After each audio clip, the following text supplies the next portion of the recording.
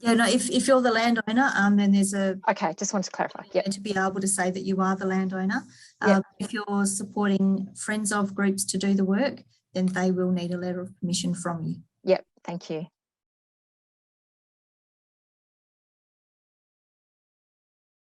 I think the actual installation of the nest boxes is exempt. It depends on the time of life cycle for the monitoring on them.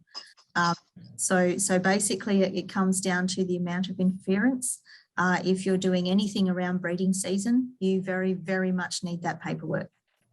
Okay, cool. Thank you. Yeah, look, it is worth going to the DPIRD website. They do actually explain some things in there very, very clearly. And you know, you can read through and have an amount of confidence with it. So yeah, there's a whole heap of activities that no, you really don't need anything for. But it comes down to the time that you're doing the monitoring. So and breeding season is a big red flag. Yeah, okay, great, thank you.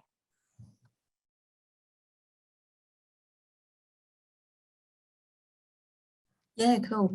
Look, devolved grants are a great way to be able to get a heap of activities out without having yet landowners or participants signed up. But when we start talking about that sort of thing, it's not a case to say, of which often happens, people don't give us enough details. They say, yeah, we want to do a devolved grant, so if you give us the money now, we'll sort all the details out later. And that's not quite how it works. We still need to have as much information as we can.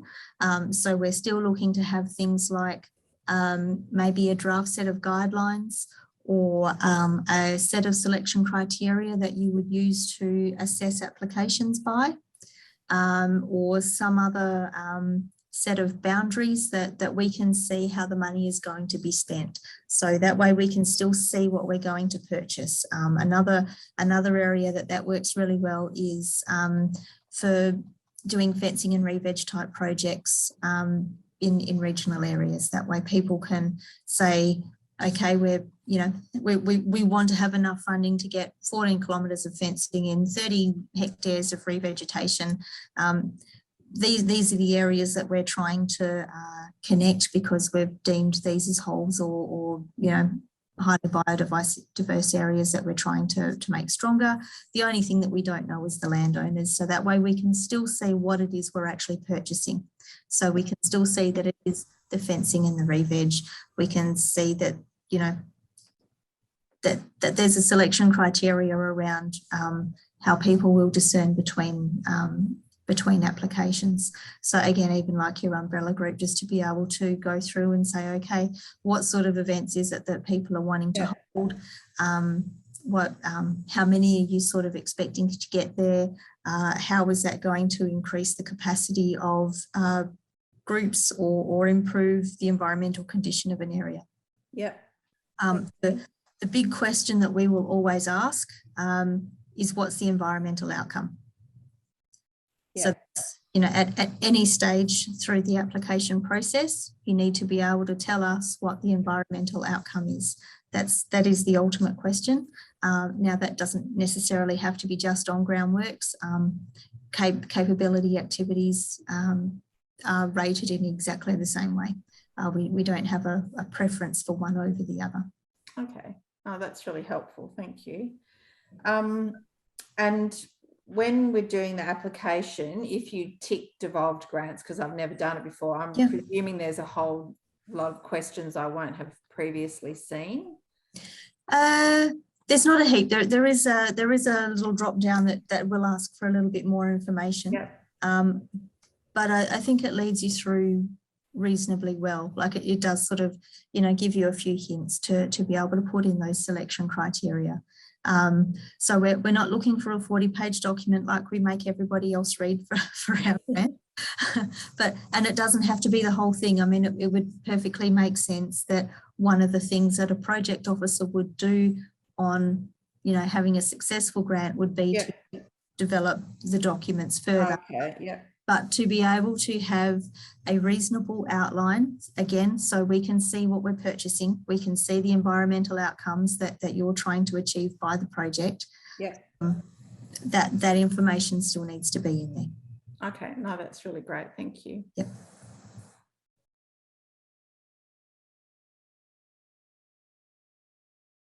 Look, we're happy to help everybody through with their applications.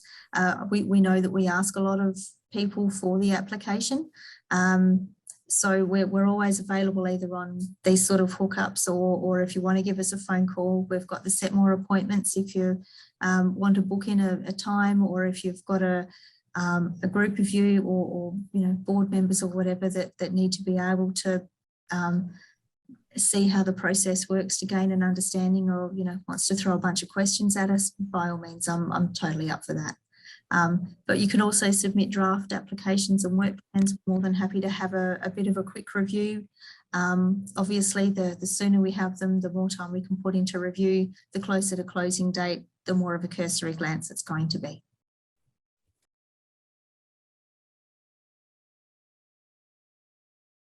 Look, it is a little bit of a changing landscape, and we're trying to keep our head above where it all needs to lead to as well. And I think it is still a little bit of a moving beast. What we're looking for is that there has been a genuine attempt at engagement. So if you know, ask around, maybe ask at the Shire, if you are the Shire, yeah, give somebody else a hoy. But it is about just trying to find those elders that can actually speak for country, and being able to give us a little bit of information to be able to say, you know, we don't necessarily need written letters, but we do need, you know, you to be able to say we've spoken to Uncle Neville and this is what he said about the project. Or, you know, if what you've done is that you have contacted SWALSC and haven't had a reply, put that into the application. If you've, you know, contacted DPLH, put that into the application. That way we can actually see that you've tried to give it a go. And if your application has been successful and we think that there needs to be some other engagement before your project goes ahead, then we can make that a condition of contract, and hopefully might be able to give you a name or two to go and chase up or have a look at. I mean, you need to give us enough information that we can check it out if we need to. So if we've read through it and gone, that doesn't sound like something Uncle Neville would say, we can still get on the phone to Uncle Neville. Yeah. Hey, did Tracy actually give you a yarn about this? Yeah. That we need enough information that we can still dot our I's and cross our T's as well if we think we need to. Yeah, no, that's fine. Thanks.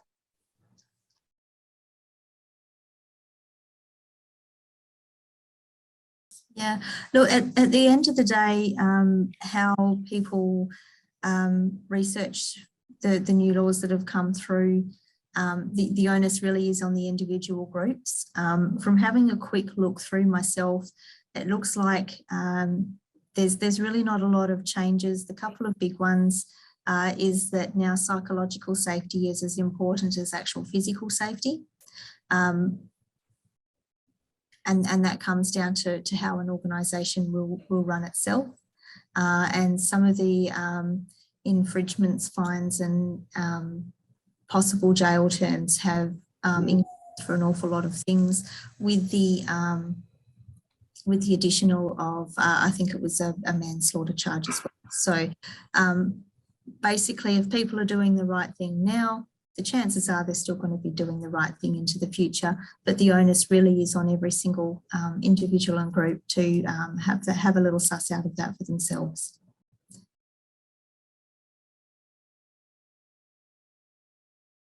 Anything that's going to, I mean, the fact that you've got people that actually come along, that in itself is a capacity issue, a capacity measure.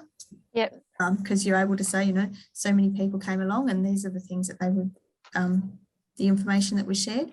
Mm-hmm. You can always do the follow-up surveys afterwards. If you're doing things with school groups, you might want to get them to draw before and after pictures of the sorts of things that they've done. Yep. They could write stories about the information that's been shared. Yep. Okay. It doesn't always have to be survey based. That is one way to do it.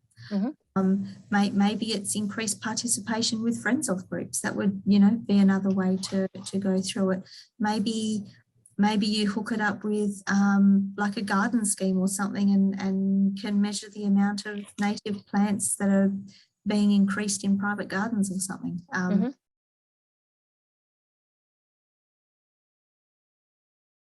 No, it's something that we keep on talking about, but we haven't got as far as yet. The worked example in the work plan is 70% a successful application. The names and information has been changed to protect the innocent. it was very much a real world example. Yes. Yeah. So it's one of those things that we're sort of looking at going forward to sort of try and find a couple of reasonable examples. The danger in that though is that people then start cutting and pasting from the information that's there instead of giving us the information that's relevant to their project, that we need to be able to make that kind of assessment. Like sometimes when there's distracting information there, people forget to tell us the good stuff that they actually need to tell us. So we're a little bit hesitant in that respect as well. But it is something that we're going to try and keep a bit of an eye out for this year, just so that way we can maybe we won't have it on the applications, but maybe it might start to appear in a couple of the slideshows like we have today, so I can show a couple of worked examples, but without having too much there. But you know, the worked example in the work plan, that is there so people can cut and paste from it, so that way you can read through and go, oh, okay, project specific travel, that's a thing, that's how it's done. Okay, yes, our project officers are going to do all of these things. At the least, we need to cut and paste those things out. What other things do they do? So the work plan is a little bit different to the application form as well in the way that it tells the story and gives the information.